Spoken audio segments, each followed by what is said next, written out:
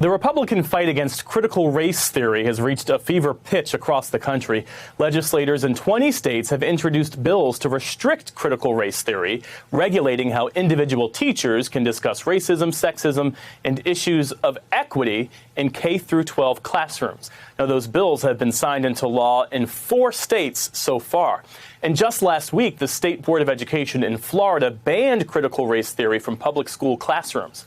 Our NBC News team reports today that debates are now happening in cities and towns across the country with some 165 groups fighting critical race theory. And those groups are getting backup from conservative activists, think tanks, and lawyers. But look, there are 2 major problems with this line of attack. One is that K through 12 schools, by and large, are not teaching critical race theory, especially to young children. And most critics, either through genuine ignorance or bad faith, are getting the very concept of the theory completely wrong. Joining us now are NBC News reporter Ben Collins and senior writer for The Root, Michael Harriot. Great to see you both. Appreciate your time. So, Michael, we'll start with this because you mentioned on Twitter a couple of days ago, you said there are more laws against schools teaching critical race theory than schools that actually teach critical race theory. Can you explain what it actually is before we have a conversation about all of the attacks against it? So critical race theory is, it started as a legal perspective in examining the law, right? So basically what it says is we are going to use the lens of race to examine America's legal system and expand it from there to economics, to almost every field of academia. But it really doesn't have much to do with history. It is basically related in the way that if you teach Microsoft Word to a classroom, you're not teaching them computer engineering, even though they're using a computer. And so critical race theory is basically a complex legal and academic strategy used to come up with and examine social structures. Right, and so I'm hearing you say that it is a legitimate lane of academic study. So how does that conflict with how conservative groups are presenting it? So they're presenting the 1619 Project in particular as teaching critical race theory, as teaching this thing that I just talked about. And they're not even presenting it as teaching critical race theory. They've redefined critical race theory as hating America, as hating white people, and they are having white people believe that they're teaching in classrooms across America to hate white people, which is something like at its face that no teacher who liked their job would do. So I don't know where, they just took this definition and people started believing it without any logical thought or critical thinking. So, Ben, these conservative groups are presenting their opposition to critical race theory as sort of a grassroots endeavor. But you and your colleagues have reported that the truth is actually far more complicated. So unpack your reporting for us.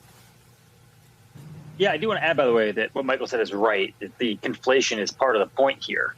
And the confusion around the term is part of the point as well. If you watch Fox News or if you've seen a lot of viral videos about critical race theory, you might think this is a grassroots movement. You might think that suddenly everyone's rising up against what they all know about critical race theory and are against critical race theory. However, it's not really actually like that. There are a bunch of dark money groups that are pushing the new lines of thought, and also things like pro bono lawyers, the ability to file FOIAs and have their fees paid for. So which are Freedom of Information Act requests that will, if you use them correctly, can help define what the curriculum is at your school district. And it's coming from sort of the top down. The Heritage Foundation, which is a known conservative group, is doing basically like trainings for this sort of thing. It has a lot of various different impacts from the conservative movements on their way down. So, Ben, what's the end game here? Because I understand, I can, on the one hand, understand the sort of end game for conservative media. They want to gin up outrage to sort of, fuel viewership or listenership. But what's the end game for these so-called conservative grassroots groups?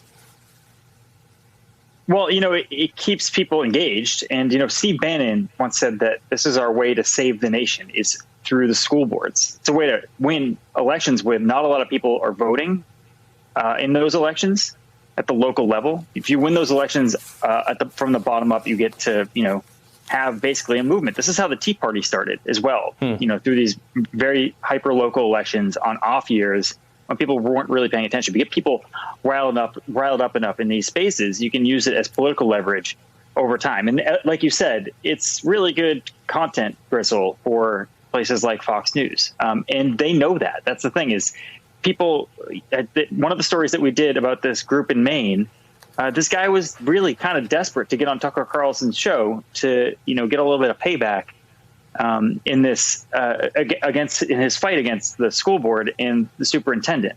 They realize they can use that as a weapon to win these local school board fights where nobody else is really paying attention.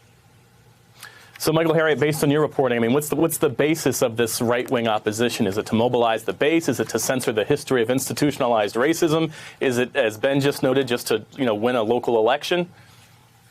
All of the above, right? So, if we talk about critical race theory and what Ben just said, right? So, even aside from the hyper local elections, if we're talking about the issues that are ruling politics today, they don't have an argument against investigating the Capitol insurrection. They don't have an economic argument. They don't have an argument against law and order now, right? They don't have an argument against sending people stimulus checks or the infrastructure bill. So the only thing that they have left to rile up their base is to say, look, if you don't vote for the Republicans, if you let the Democrats into office, they're going to teach your kids to hate white people and to hate America. That's all they got, right? So that part of that culture war is not just about history, not just about what they're teaching in schools, but it's part of their overall strategy to rile up their base, to get people. It's a turnout strategy in essence. And so it's a political thing that really has nothing to do with the 1619 project of what your kids